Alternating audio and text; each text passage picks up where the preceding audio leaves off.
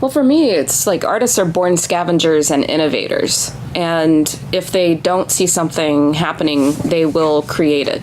Utopian activism, the idea that if you can't imagine a better future, then you're never going to get there. So I decided to run for mayor. And it was really important for me to push the envelope and have people reimagine what a politician is like, what a campaign looks like, and also what a plan of action could be. Those were the voices of Maiza Hixson and Ingrid LaFleur in that order.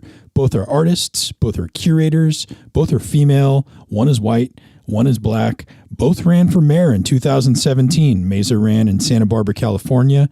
Ingrid ran in Detroit.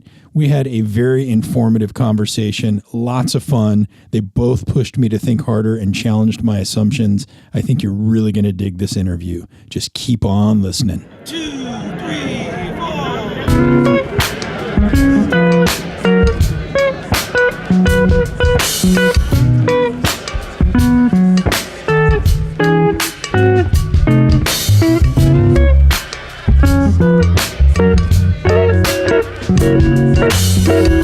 Hey, podcast people. John here. You are listening to Season 2, Episode 11 of Make Moves. If you're new here, welcome. I hope you will subscribe and enjoy some more episodes. There's something for everybody if you just look around. And if you like what you hear, please do rate and review the show in iTunes or on the Apple Podcast app. And share it with a friend. You don't have to share it with every friend, but share it with one friend, maybe two friends. If you're one of our loyal listeners who's back for more, welcome back. Thanks for your valuable time and attention. So glad we're going to get to spend a little more time together. So I got to tell you, our two guests today, Maiza and Ingrid, they really challenged my mind in a lot of ways. First of all, they're artists, and they were both mayoral candidates. And the more I talked with them, the more it made sense. But I did start with some cognitive discord. You don't really usually pair artists and politics in the same sentence.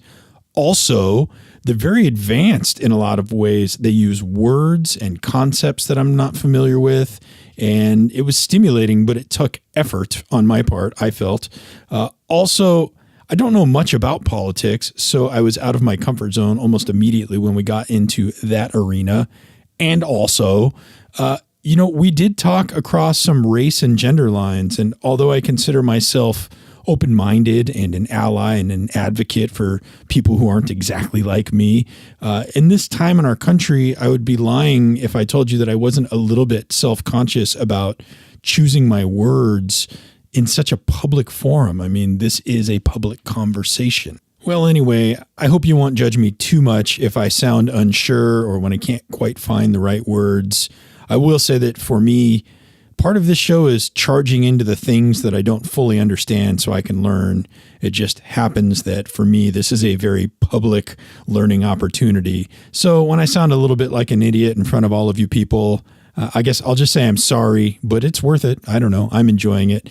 If you hear something that really piques your interest, please do send some feedback. I'm really curious to hear from you. You can reach us at feedback@makemoveswithjohn.com or hit us up on any of the social media channels. Just search Make Moves with John. You'll find us. Okay, well, I'm going to turn off my mic here. You turn on your ears. I will check in with you a couple of times during the show and play a little bit of music. And as usual, I'll be happy to wrap up with you at the end. Until then, happy listening. Maiza, tell me about sex robots. Really? We'll get there. Okay. We'll get there. Don't tempt me. Maiza and Ingrid, thanks for coming on Make Moves. I am in so far over my head because you guys are deep. You are both respected artists, curators of art, scholars and theorists, it seems like, arts administrators on some level, and you both ran for mayor in 2017 elections, yes? Yes. I don't want to jump into that yet. We'll get there. Also, another thing that I don't want to play up really as like hype, but I think gender race and the fact that you're artists in this particular time in our country, I don't think it's irrelevant to sort of put it on the table that you're both female, you're both artists. One of you is of African American descent. And Black American. Black American, is that the right way to say it? For me. Okay. We'll get into that. One of you is black, one of you is white. Is that the right term? Or we? As far as I know. Okay, cool. Again, I don't want to make that about hype, and I don't want to like distill this down to that. But I think it's important. I don't think we could have the conversation we're about to have without putting it on the table. Comfortable? Sure. Mm-hmm. Great. And again, we'll dig back into this mayoral race that you were both in. Maiza, you were in Santa Barbara, which is on the surface seems sort of like a white coastal paradise on the West Coast on the surface. And Ingrid, you ran in Detroit, which seems like a very black Midwest industrial. I don't want to say holdout because I don't know if it's really industrial anymore. Paradise as well. Paradise as well. Yes. Well, that maybe it's something I don't fully understand because it's painted so differently. Anyway, we'll get back to that in a minute. But before we do, since this is a show about creative risk takers, I was hoping that you could both give me like the high-level overview of the way you're involved with the arts. Either like the art that you do or the curatorial practice that you do or the administrative roles that you've had why don't we take turns? Maiza, would you go first? Will you tell me about the ways you've been involved in the arts? Sure. Let's see. To begin with, I grew up with artist parents, and I also never thought I wanted to be an artist, and ended up getting a French degree, ultimately going to art school, the Art Institute of Chicago, and discovering the art of curating. And that's something that they didn't teach in school. No one really knows what a curator is still to this day.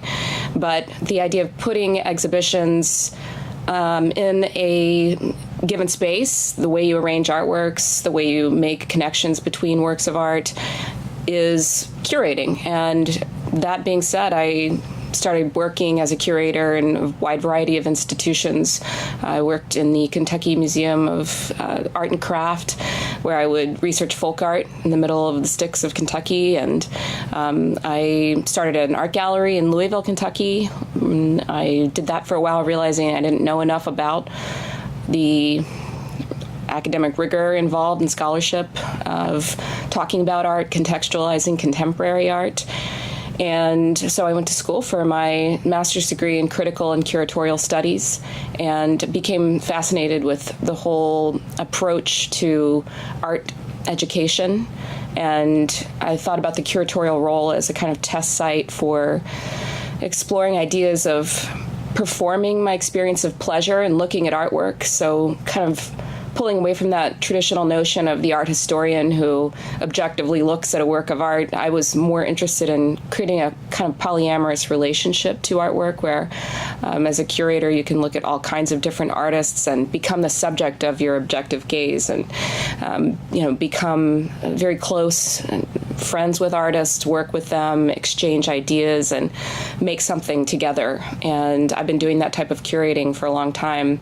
And I do performance art and all types of different radical interventions in spaces outside of contemporary art museums. I'm interested in kind of, street level performance art that is extremely participatory and as wide open as possible to make it as accessible as possible, to make ideas as accessible as possible.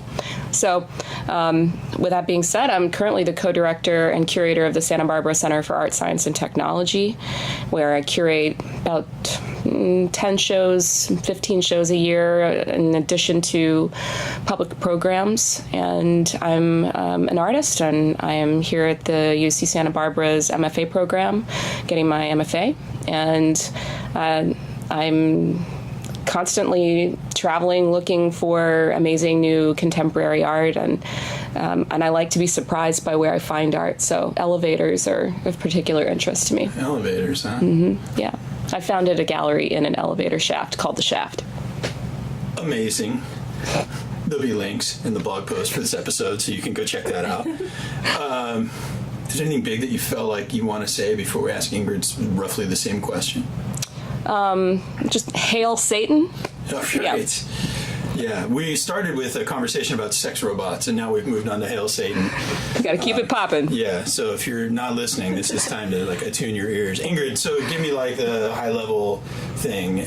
Sorry if it feels like a job interview. I'm trying to. I want the listeners out there to know sort of who we're talking to a little bit. Sure. So I'm a born and raised Detroiter. My parents were art collectors, so that's what got me interested in art. And I majored in art history at Spelman, and I was really focused more on censorship and repatriation of Nazi-era stolen objects at the time. And then I went on to grad school at NYU and started really looking at cultural property and repatriation of cultural property in sub-Saharan Africa. But at the time, that's when the contemporary art world was growing and the bubble was forming and hedge fund managers were investing. And I just got completely seduced by the contemporary art world. And that's when I just started curating. I've been an independent curator for over 15 years. I've curated all over the world. My area of expertise at the moment is Afrofuturism. And Afrofuturism is an arts movement. It's a philosophy that basically looks at the Black experience through the lens of speculative modalities like science fiction, fantasy, magical realism, horror, and more. And we also, Afrofuturists, like to bring in elements about technology and race. We're looking at biology, genetics, and all kinds of different elements dealing with mythologies and legends, and it just becomes this really beautiful soup of things that I call them invisible histories that we are not usually talking about or discussing, that gets excavated through Afrofuturism. And it's really meant to center the Black body and empower those who are occupying Black bodies. And so it's multidisciplinary, and I curate visual art, video, film within that arena, and sometimes outside of it. Right now I have an exhibition that's going to Australia called Selling the Shadow, which is 6 different video artists. So not all of them are Afrofuturists. So I kind of move around in that arena. I'm also the guest curator at the Detroit Institute of Arts, the Detroit Film Theater. I do their Afrofuturism film series there. I founded Afrotopia a couple years ago when I came back home and realized that there was a white man who was determining the future of this majority beautiful Black city.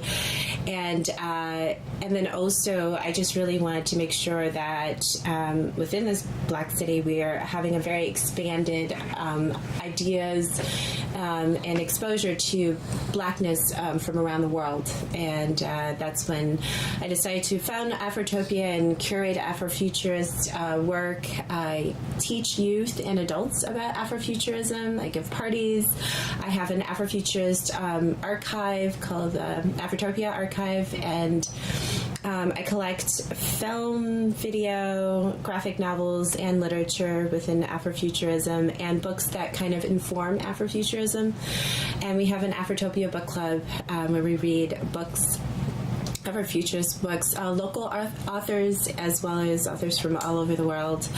And that's monthly, and that's all on the website afrotopiaisnow.com. So if you want to know about different films or books, it's all listed there to play with and to get into. And about 3 years ago, because of Afrotopia, I just started to make artwork. So I started with sound. I make meditations using the sound from stars and planets, and my meditations take you out to the cosmos and kind of help you reconnect with that area that has been denied us. It's seen as esoteric and hippie and whatever, but we're floating in this beautiful space of ours, so we need to have a better understanding and a deeper relationship with it. And so that's one of the ways that I I try to cultivate that relationship. But also the meditations are really to heal trauma in Black bodies was the initial inspiration. But then I realized in order for trauma to be healed in Black bodies, everybody has to be healed because we're dealing with other people's fear of the Black body. So I perform live meditations and for everyone, and they involve crystals, and so does my sculptures. They're all made of crystals because of their healing modalities. I just really want to make sure that healing is always resonating in everything that I do. Can I ask a couple of quick follow-up questions before we dive forward? So you said something centering the Black body. Yes. What do you mean by that? Well, we live in the United States and we center the white body, and the white body has the value. If you're confused by that, just think about real estate. If there's a Black neighborhood, the value goes, it's one state, but if white people start moving in, the value starts rising. So that's centering the white body, and of course within policies, institutions, and everything, we're a very white supremacist society. So centering the Black body means that we are concerned with the issues, the desires, wants, imaginations of Black people. And I focus on that and try to amplify and encourage and find different ways to heal Black bodies, to support and help them grow. And then I guess a question for both of you.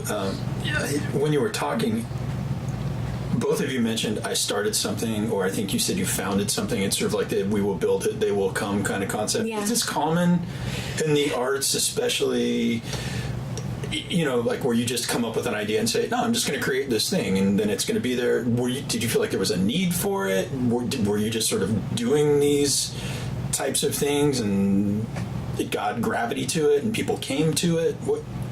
Well, for me, it's like artists are born scavengers and innovators. And if they don't see something happening, they will create it. And for me, kind of not having a foothold in the Philadelphia art world, for example, I couldn't get a show. And I wanted to provide an opportunity for my collaborator and I to have visibility. So we, post-Occupy, took over this elevator shaft and created visibility for ourselves in that, small but highly trafficked, space. And that was something that was just a kind of extension of a more maybe utopian process that I had long embarked upon but hadn't really recognized as being part of my practice. And I started reading more about kind of utopian activism, the idea that if you can't imagine a better future, then you're never going to get there.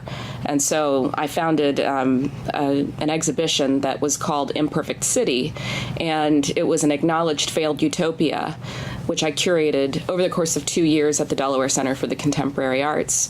And that was basically a kind of activist statement about the fact that the city of Wilmington had so many issues related to inner city poverty and the kind of Fortune 500 companies that all incorporated in Delaware but didn't give back to the community. It created this sort of vacuum downtown, and the Imperfect City exhibition was designed around this idea of radical participation and making the museum relevant to the people for whom it served. And that started something for me that was much more about curating as activism, and essentially, became much more politicized after that exhibition as the curator, because I realized what barriers were to entry for, African Americans living in Wilmington, Delaware, not feeling comfortable coming to the museum. So trying to figure out ways of creating a porous institution and using the curatorial role as a form of advocacy for marginalized voices became really a passion and has continued to inform what I do today. Yeah, I think we're quite similar. In fact, there was an article, I think in the New York Times, about curator as activists. That was really interesting, and I never really considered myself that until like recently. But I think I tend to respond to. I respond to whatever I find in the world. So originally, when I started curating, I found that a lot of Black Americans, especially professionals, were not collecting in my age group, and didn't really know about the contemporary artists that are working. So a lot of my curating was more about education, and really trying to strengthen the Black American market with Black American collectors. So definitely Black American artists are being collected, but not necessarily by those from their own community, which means that our cultural property, our history, is being held and controlled by others, and it hasn't gone well thus far. So I thought that we really need to have control of our own history. Not that we need to own every piece, but I think it's important that we collect. And then when I got to Detroit, clearly, if you know anything about Detroit, collecting probably is not necessarily the highest priority. And so it really became about the future of Detroit and really expanding the imagination amongst Detroiters and making sure that we are moving past any barriers or limitations that we have for ourselves, and that could just be unintentionally, just because we're not exposed to a lot of different things that are happening. And so I thought Afrofuturism was a really great way to expand it, so I founded Afrotopia. But I'm a person who's not really into institutions. I don't like the limitations and the regulations of an institution. I don't like the politics necessarily that's associated with working for an institution. So I really enjoy my freedom, and so even being a guest curator at the DIA, I have more freedom. I could just focus on that one series, and that's it. And I really appreciate that ability. Yeah, I wanted to ask because, so okay, now I got to pivot a little bit. You both are rooted in the world of the arts, and that's kind of where it all came from. And then you both decided to run as mayors, or to run for mayoral. How do I say this? Mayoral candidacy? What is the right word? Decided to run for mayor. You decided to run for mayor. Thank you for helping me. And, but it seems like your platforms are really, it's like the discourse of it was based on, imagination and, creative problem solving and like all the things that come out of the arts. It wasn't like, oh, we need a different type of law. Well, no, I guess there's some different thoughts. It wasn't like the standard, like a lawyer comes in and says, let's change the law, or the banker comes in and says, let's change the tax incentives. Like I noticed in your platform, like you kind of said, like, let's just build a whole new economy for our city that's done totally different.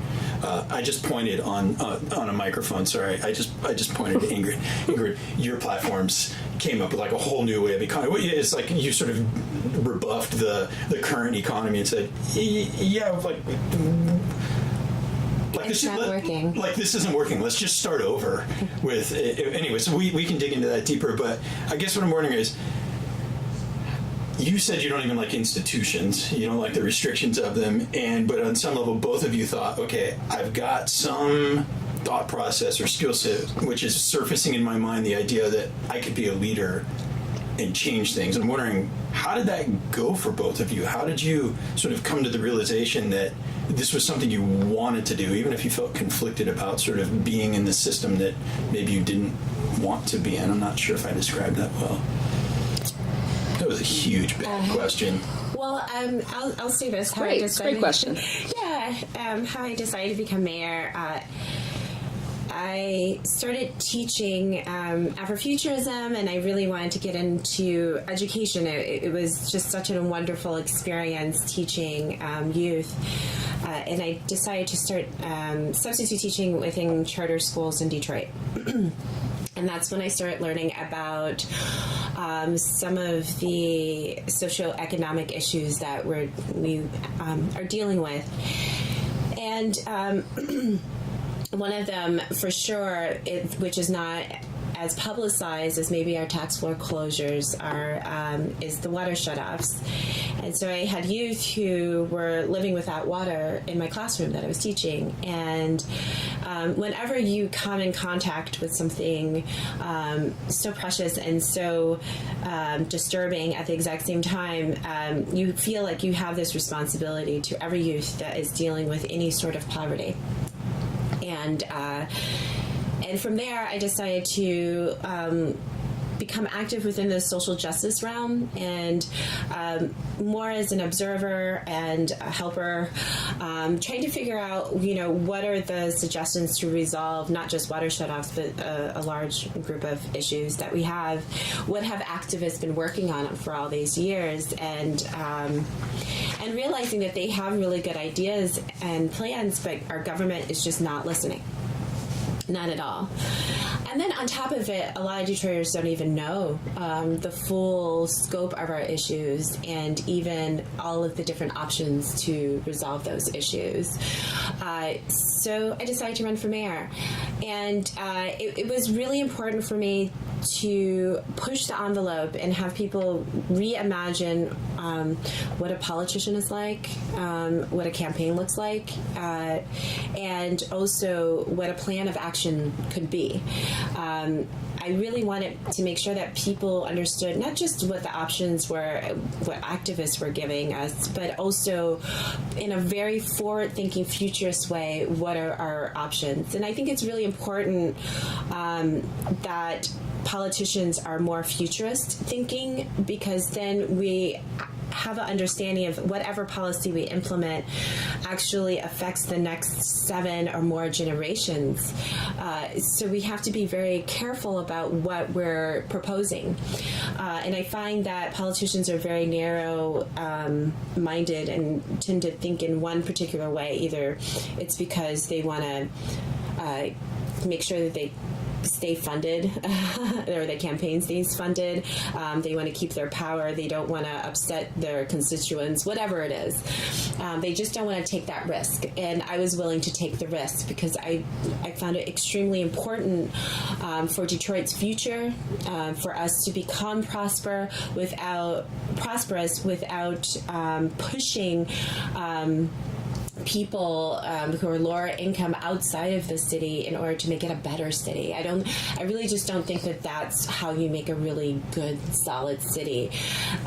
You really take care of your citizens. And so everything that I proposed was with that in mind. It was very, very human-centered. And so, yes, my plan of action was thinking about how to reimagine our economy in order to strengthen the economy. And I was looking at cryptocurrency. A lot of people have different ideas about cryptocurrency, a digital currency that's peer-to-peer in usage. But Bitcoin just hit 10 grand. It's not a plaything anymore. You can't dismiss it easily anymore. And I really want Detroit to become a digital society like you see in Estonia, or Japan's becoming a digital society. France, many other countries are doing that. And so I really wanted Detroit to be able to play in that arena. I want us to not just catch up to, for instance, Santa Barbara, where you guys are in terms of cleanliness or economy, but I really want to move past that point. Detroit has that opportunity to go over and beyond and really lead in the future with advanced technology and really set an example for our entire country, if not the world.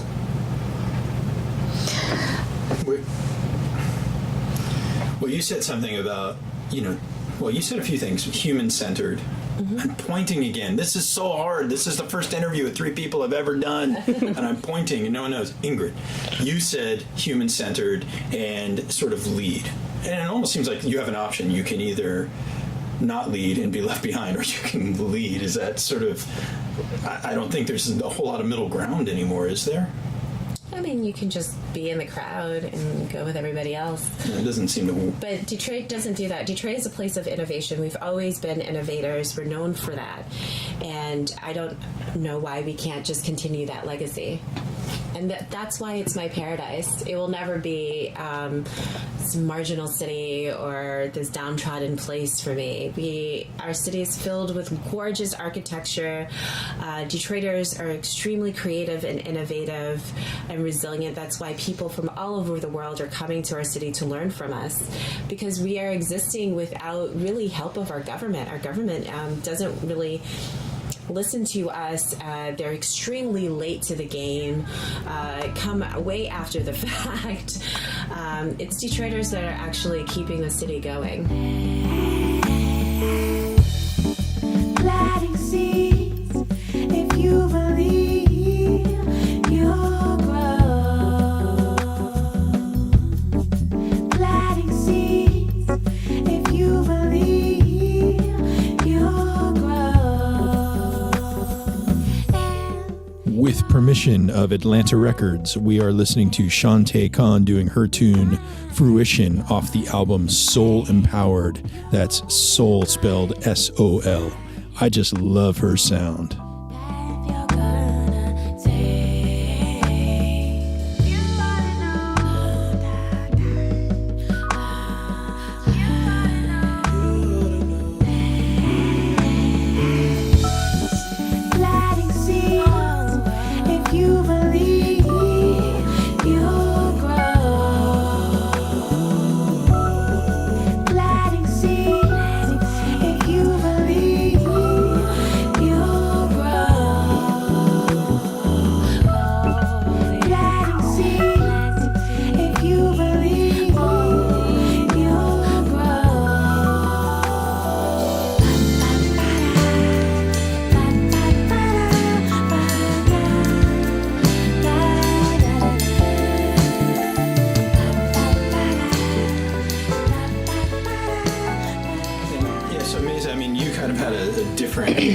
Because you're in Santa Barbara, in a lot of ways, I think you mentioned in Detroit, they just sort of, you don't want to have it be like, let's make the city better by exporting all of the bad things that we don't want to deal with. In some ways, I wonder if Santa Barbara's like that. I mean, like on the surface, it's like this beautiful whitewashed beach town.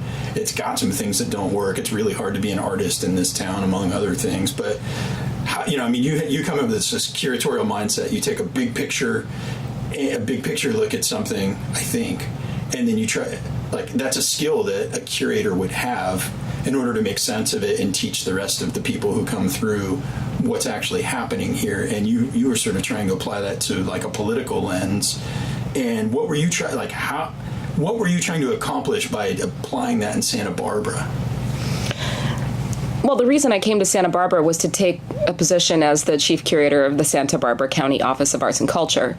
So I was working for the city and the county as its curator, and looking at the landscape of the city and the county in terms of contemporary art, I was very interested in using the role of curator to advocate for a wide variety of expression. And the way in which you have to curate as an institutional curator is pretty narrow. It's usually within the context of, let's say, City Hall or the county administrative building. It's a main thoroughfare, so what is permissible within that thoroughfare where elected officials will walk through is going to have to be rated G, apolitical, and mostly decorative work.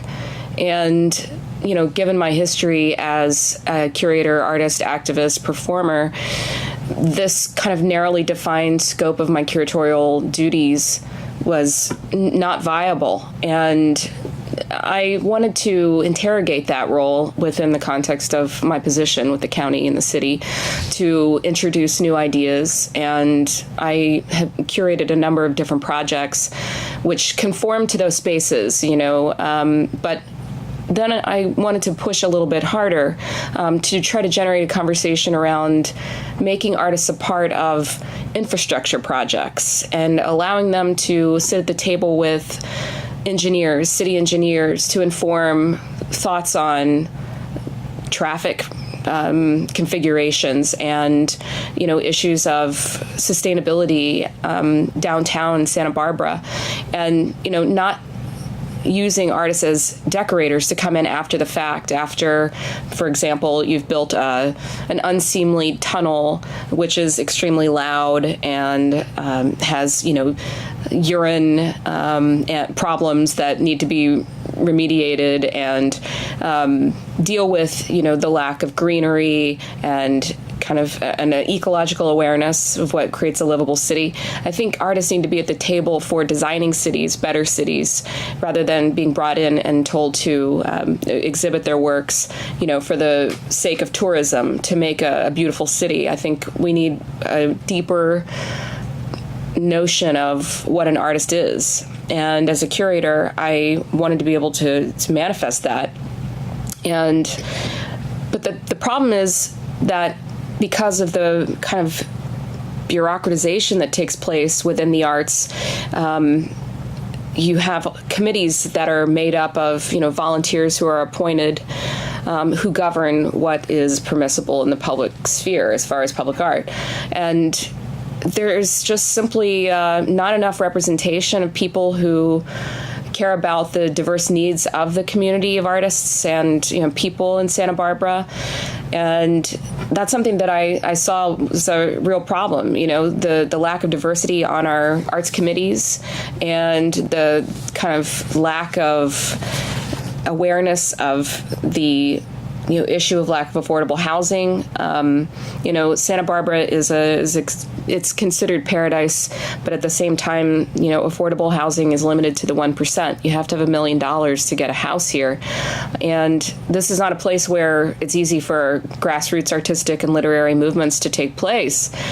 It's just not economically viable. There's a kind of, I think, a realistic movement happening in Lompoc with artists there, but we have more of a need for print revolution.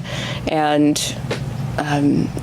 so with that being said, I felt that I was going to be more effective as a spokesperson for the arts on the outside and not working within city and county government. And after Trump was elected, I felt that as an artist I was not doing enough for to defend what I believed in and to use my ability to, in a way, articulate some of these issues and speak out about some of these issues. I wanted to do more, and it felt like an opportunity to challenge myself. And once I took that leap, it was a very scary and exciting, task that I felt was, I think, one of the biggest challenges I've ever undertaken. And it was amazing to see how supportive people were and how, a campaign is a form of art. I realized that, I didn't know anything. Number one, I didn't know that not too many women run for office. And number two, that a campaign can actually be this amazingly creative, artistic, interdisciplinary project, and that can involve all kinds of people and getting excited. And you create the momentum, and you then give yourself a platform to talk about all these issues that are really important. And you have the power, you have the bully pulpit at that point. So it's a really incredible opportunity and position. And so it's just been really eye-opening for me. It was such an educational experience to have run for mayor of Santa Barbara.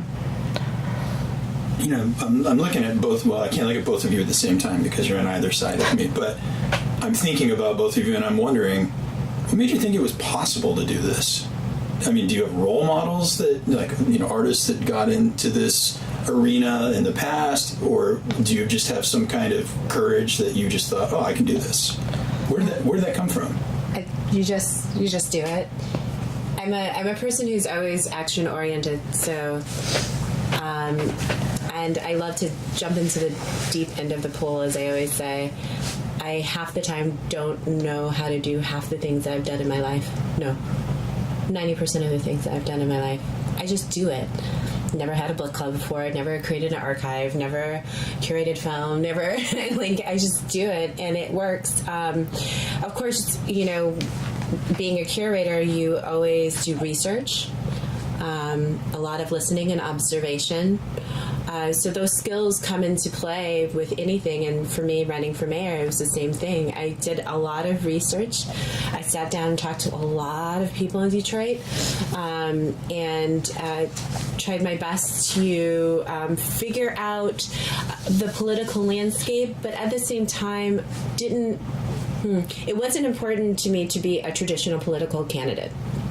I think I ended up being more traditional than not, but at the same time, I didn't want to, for instance, with my marketing, the way that I marketed myself, I didn't want to do it the way that all politicians do it.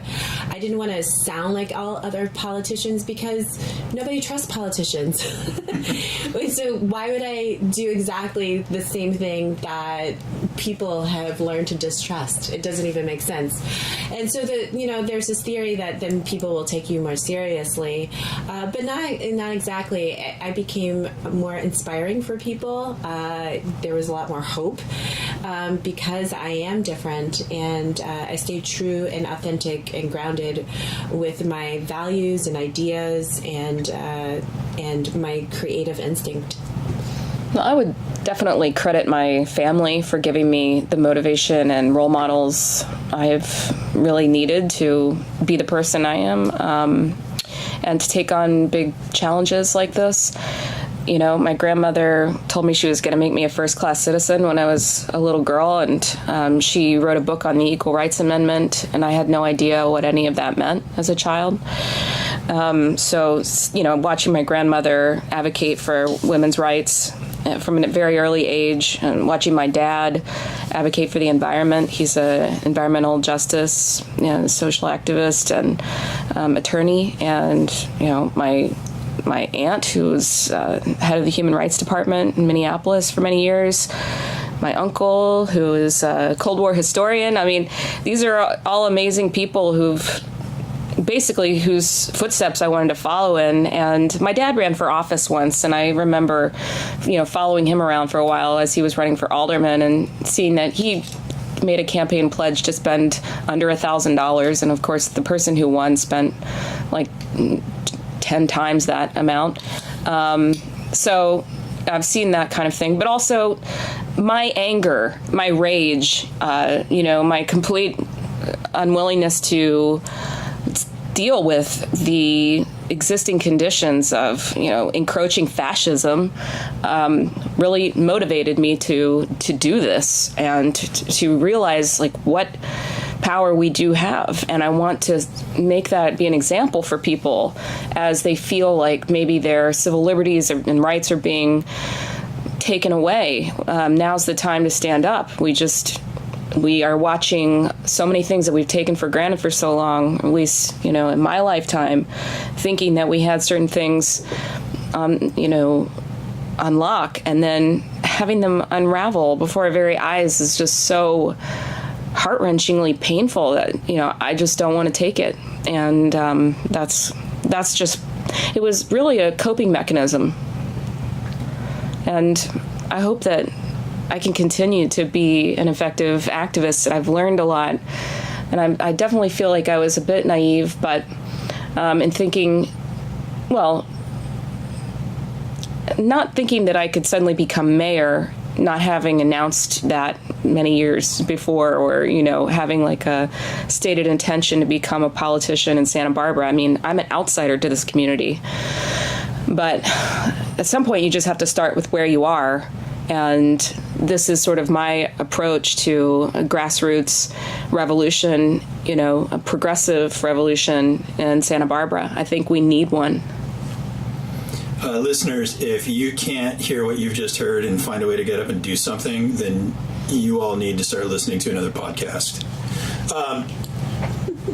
I only halfway mean that because I want your downloads. But really, seriously, get inspired. Do that, people.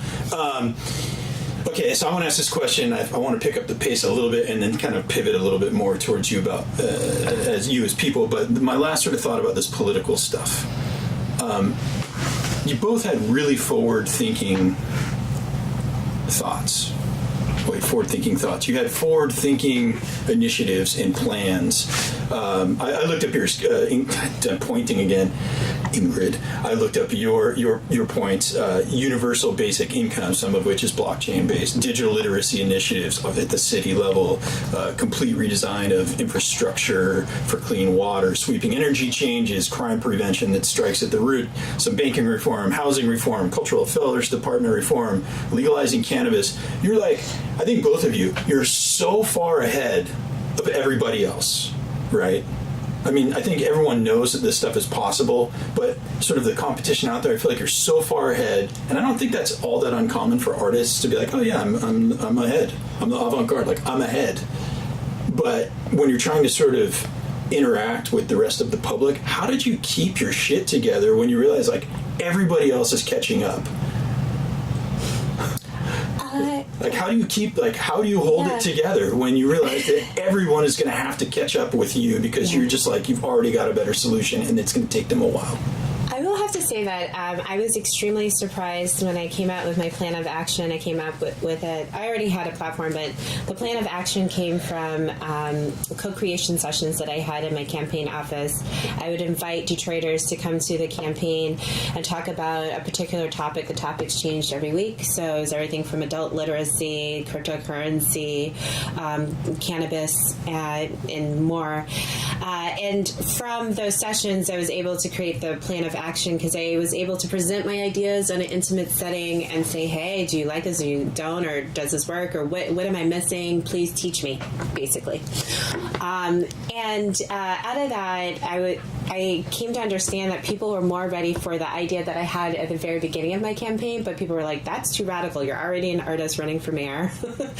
Don't come out with that just yet. And that was universal basic income. Detroit has about a 40% poverty rate. When you add the working poor, it's 64%. 64%. And how in the world are we supposed to progress and move into the future and be this amazing dynamic city when we have a 64% poverty rate? Also, the way that things are changing, it just feels like so many people are going to be left behind. And that's not just Detroit. That's all over our entire country right now. So universal basic income for me was like the only thing that I believe could work.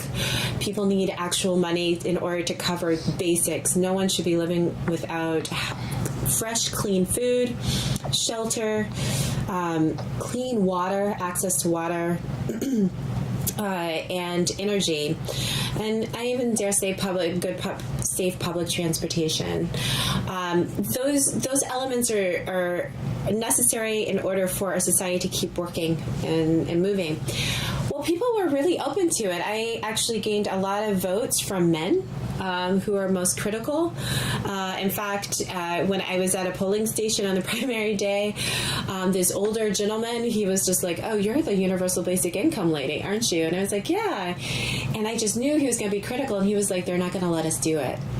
So he was for it, but he just didn't believe that government will allow it to happen. And so that's really what the issue is. I think people are actually more open to forward-thinking ideas. They want to hear fresh, something different that actually makes sense and is viable. But it's our government that is slowing everything down. It's so stagnant and stale and conservative, and it's really frustrating. It is actually government that is hurting our society's growth. It is hurting our families. It is perpetuating the poverty cycle. This system of government really has to change, not just for Detroit, but for entire country. I think that now, because of the current president, we're having this understanding like, okay, something has to change, clearly. And people are becoming more aware and possibly participating more. But I still think that the way that politicians are operating, it's the same old, same old.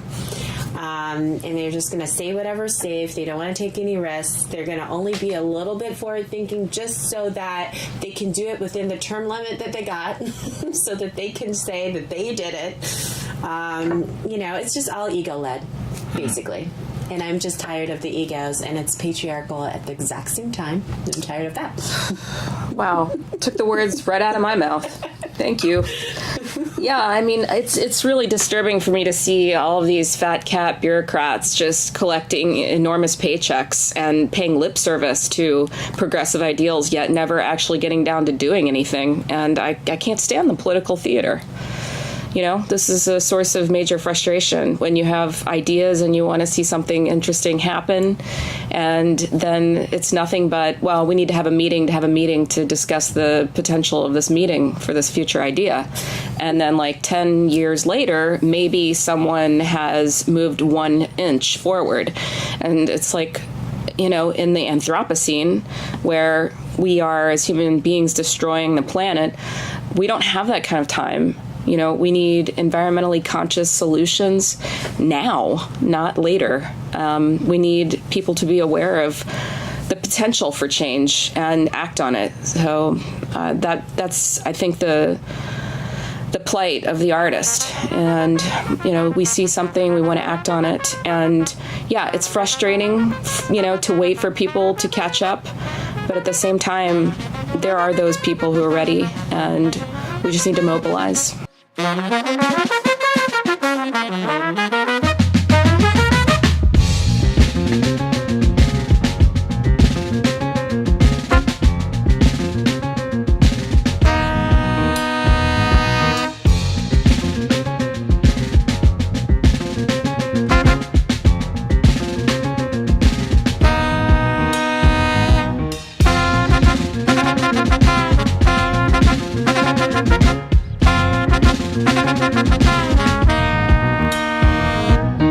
With permission of our friends over at Rope-a-Dope Records, we are hearing the tune Shenanigans off of Maurice Brown's album The Mood. If you swing by makemoveswithjohn.com and find the blog post for this episode, you will notice that I have conveniently provided links so you can search out and purchase music by both Maurice Brown and Shantae Khan, who was featured earlier in this episode.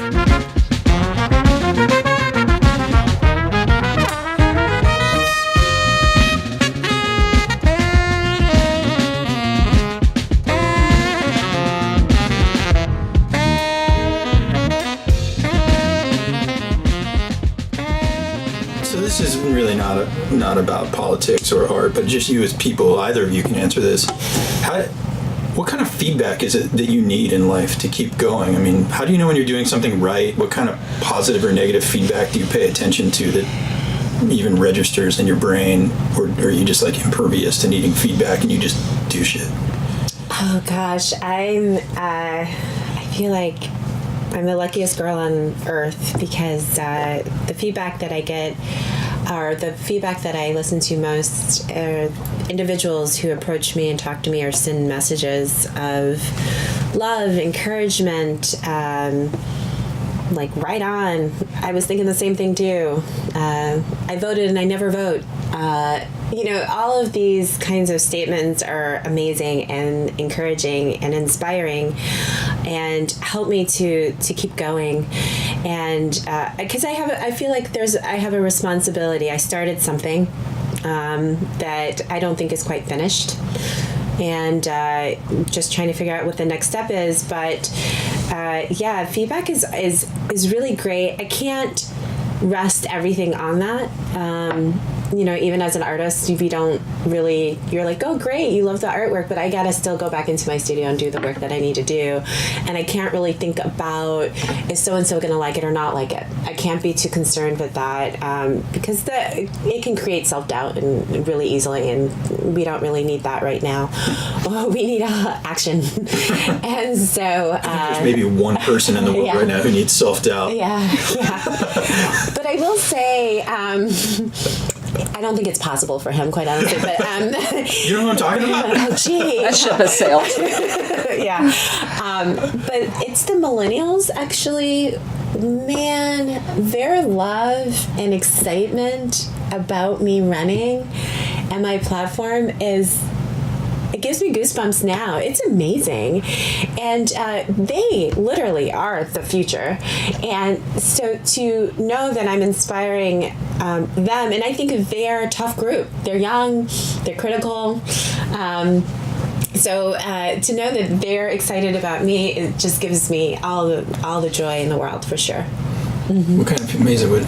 Oh, well, just I think the encouragement I received from, baby boomer women was incredible, and millennials, exactly what Ingrid said, that kind of outpouring of love and support, and just the kind of mentorship. I can think of every single person who turned up at my campaign launch party, and the excitement, enthusiasm was so overwhelmingly positive and encouraging that it just opened up a whole new vista for me as an individual, as a human being on planet Earth. I mean, I'm just so grateful for everybody who, was part of my campaign, like Hera Ayala,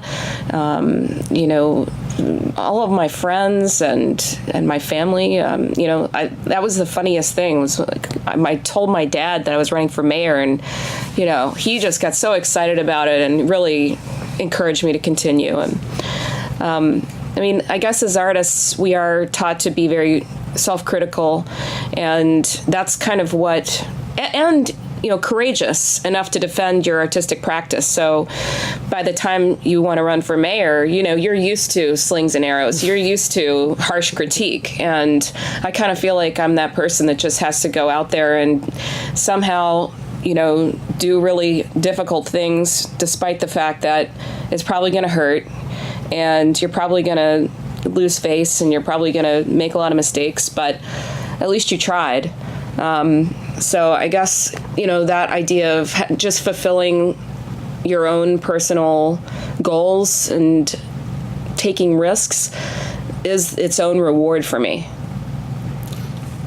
I'm curious, I've had a lot of guests come on that are arts-based people, and I ask them what feels like a risk to them in their lives, but none of them have gone into the political arena. And I'm wondering, maybe you can shed a little light.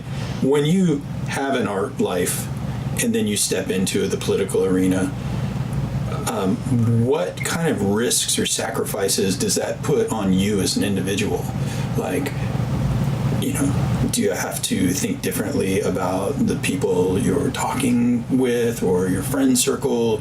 Do you have to, does it jeopardize your art career or your curatorial career? Or what kind of risks come up when you do this stuff? What feels like a risk to you in all of this? Oh, gosh. Socially, it's risky because there are so many disparate factions of groups who are aligned with one person over another, and if you don't subscribe to that particular candidate, for example, then you're labeled. Or for example, in my case, running for mayor, I was initially running against Kathy Murillo, and to whom I later conceded and endorsed. And people were, I think the Democrats were rightfully concerned after they had endorsed Kathy, that I would split the vote, and that the vote would end up going to a climate change denier, Frank Hodgkiss. And of course, I recognized that as a threat, but that wasn't really enough to prevent me from running, because I wanted to run to create a platform for myself for a dialogue that wasn't being had. And my mayoral candidacy, I believe, was an educational opportunity for other candidates who maybe didn't understand how politicized the arts could be and how important our constituency is. And so that being said, I think I took some heat for running as a result of it not being part of the status quo, or, that the Democratic Party didn't sanction it. So it seemed like it was a kind of, out of the blue campaign. And so there were plenty of people who didn't like that. And there were plenty of people who were confused and, who basically, like, I heard anecdotally, felt that it was wrong what I was doing. And that hurt me. But at the same time, yeah, you know, you got to crack a few eggs to make an omelet. And so I'm sorry if it offended some people that I would dare take such a risk, you know, but there were things that were important and I believe in, and I wouldn't change anything. So, I mean, I would definitely encourage people to step outside of their comfort zone and, you know, keep pushing themselves, because we have to stand up regardless of those risks. We have to be able to stick our necks out. And I think that we need more of that, not less right now. Risks, yes. Socially, Maiza, you hit that right on, right on the head. I think people started treating me differently, speaking to me differently. I was excluded from certain spaces because now I'm a politician. So that's very strange to go from kind of the, you know, a more popular figure to now the politician. And, you know, I don't even really see myself as a politician in any way, shape, or form, even when I was running, just because I think I carry myself differently. And I have a different set of value system. But I think that that was like probably one of the biggest changes, and it's changed back again now that I'm not a candidate. So it is what it is. I didn't realize how intense people feel about politicians until I ran. I just did not know that it can cause such a schism in my social life. I think that raising your visibility in a city is its own risk, just in general.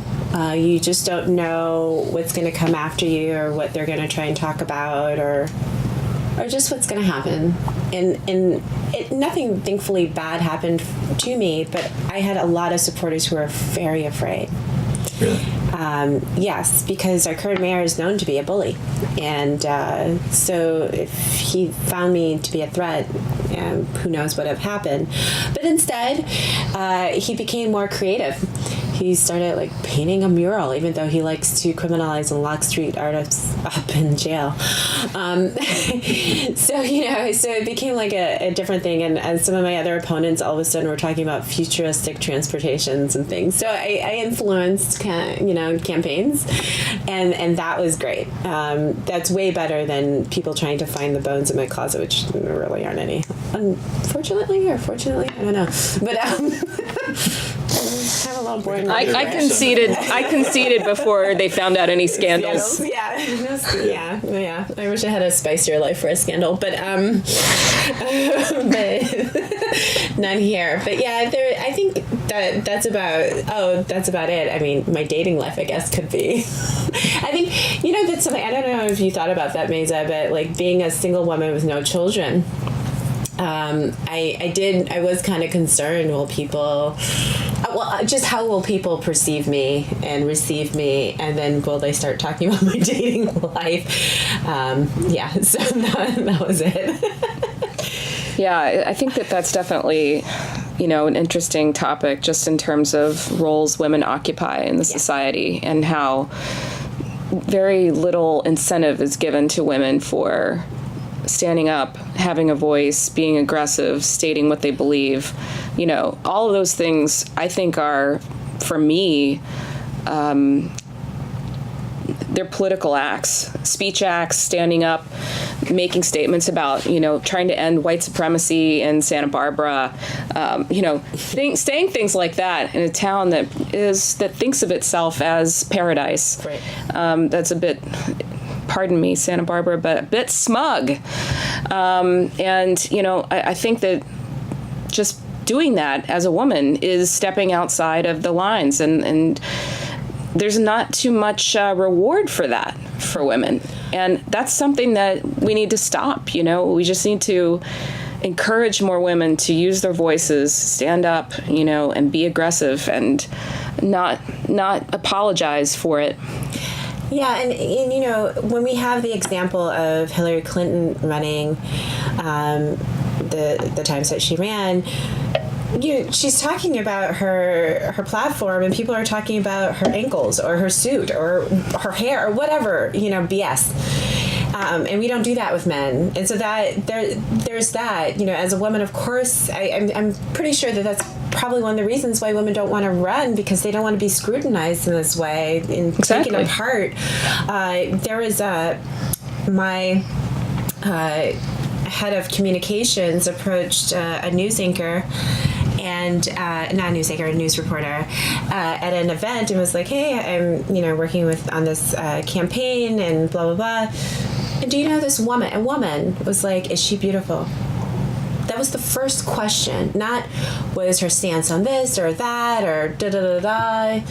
And he already mentioned I was written up in the New York Times and everything. But her first question was, is she beautiful? How old is she? And what does that have to do with anything? There are children who are living without water. Who gives a shit if I'm pretty or not?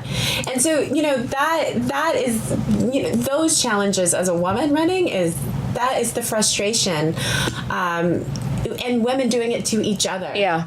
So, it's coming out with the Me Too situation. It's a lot of women who are holding the culture of those institutions that allow those men to keep doing the sexual assault. In fact, with our forum, the publisher had to step down, and so did the editor, because the culture sustained, his ability to just do whatever he wanted to do. And women were talking about how they would be penalized by other women.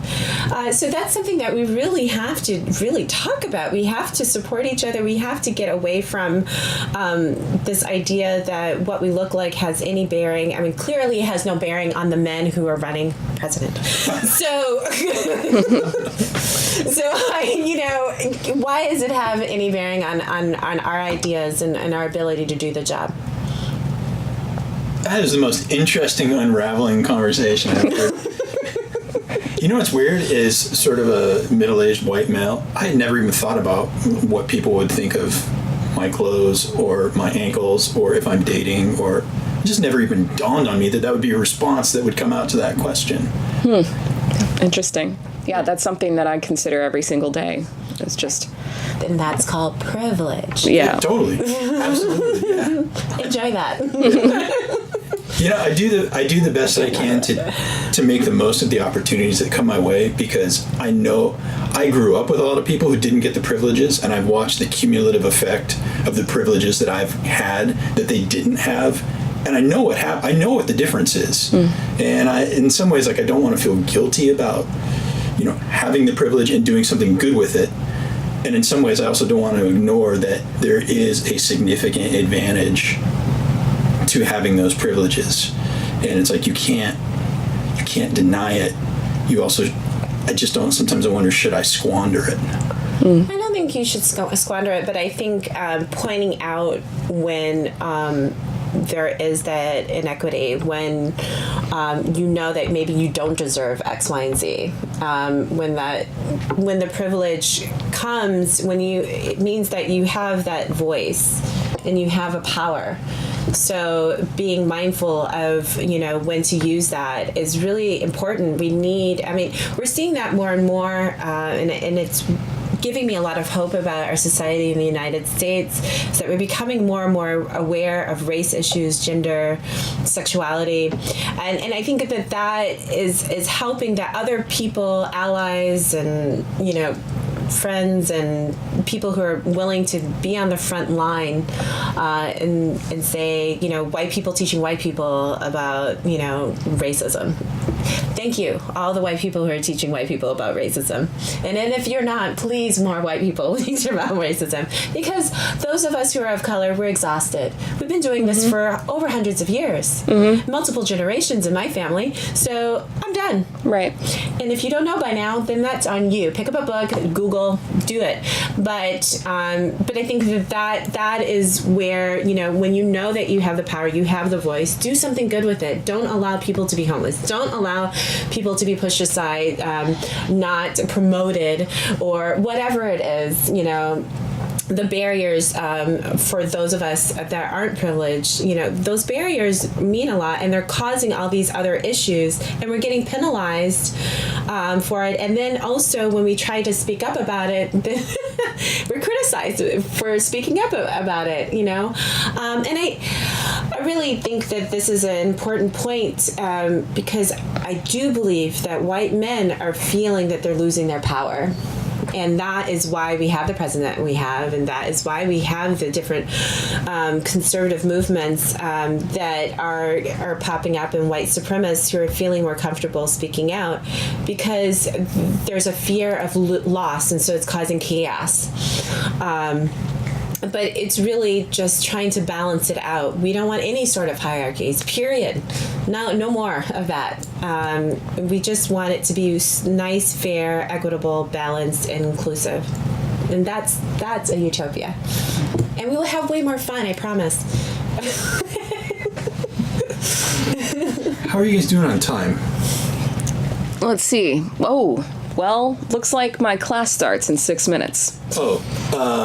Okay, apologies to your class. Well, so let's, I feel bad doing this, but let's wrap up. Where can listeners find out more about you and what you're up to now and what's next for both of you? Websites, and I will provide links in the blog post, so if you just say what it is, I'll search it and make sure it's easy for people to find. MaizaHixson.com and sbcast.org and the Shaft Space. Yeah, that's where I'm at. Great. I am, my website is ingridlafleur.com, LAFLEUR, and my Afrotopia site is afrotopiaisnow.com. I am on Instagram under Maison LaFleur, which is Maison LaFleur, and I am on Facebook under Ingrid LaFleur. Please friend me because I tend to post a lot on Instagram and Facebook. I'm not as active on Twitter, but I am there, Ingrid LaFleur. And yeah, come talk to me. Excellent. Well, thank you both for coming on the show. Really interesting conversation for me to be a witness to also. So thanks. Thank you for the opportunity, John. Yeah. So happy to do it. Thanks for having me. It's a pleasure. Yeah, it was a pleasure.